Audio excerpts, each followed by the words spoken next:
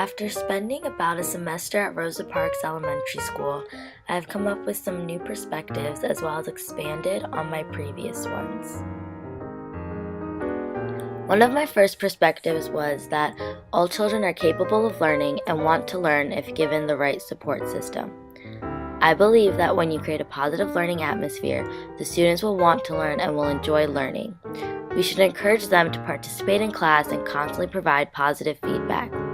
One thing my teacher did was that she called on students who didn't know the answer or wouldn't raise their hands as much. This caused them to think. She challenged the ones who didn't know and prevented them from falling behind.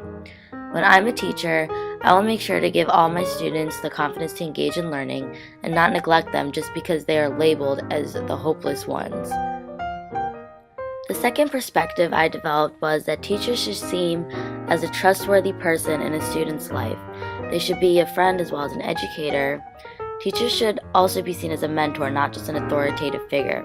They should establish a dual role to make the students feel comfortable. The students in my classroom knew that they could always go to the teacher whenever they had an issue and count on her that she would try her best to help them with it.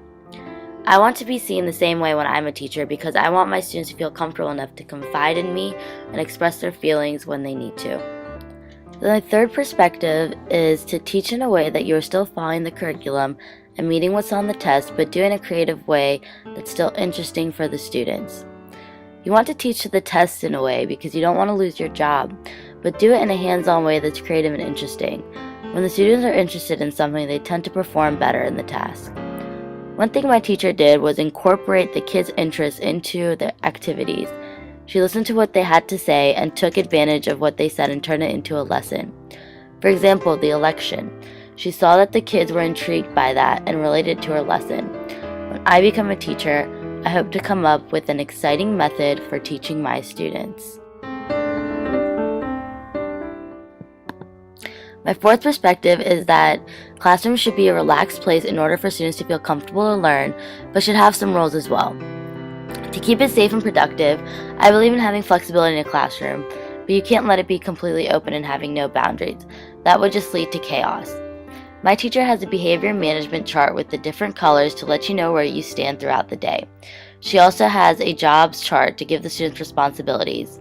I think students having responsibilities is a great idea, and I hope to incorporate something like this similar in my future classroom.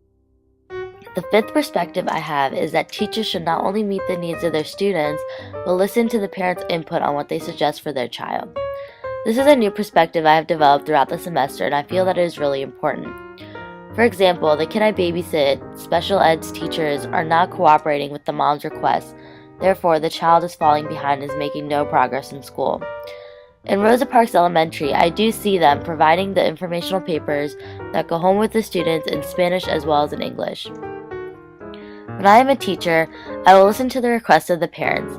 I believe that we all need to work together in order to make progress in the child's education. A student's education is a collaborative effort that requires parents, teachers, and school administration's involvement. There are many different perspectives and philosophies that teachers have on how to go about teaching. I'm positive that my perspectives won't stop here. They will continue to grow and develop more as I gain more experience into the teaching field.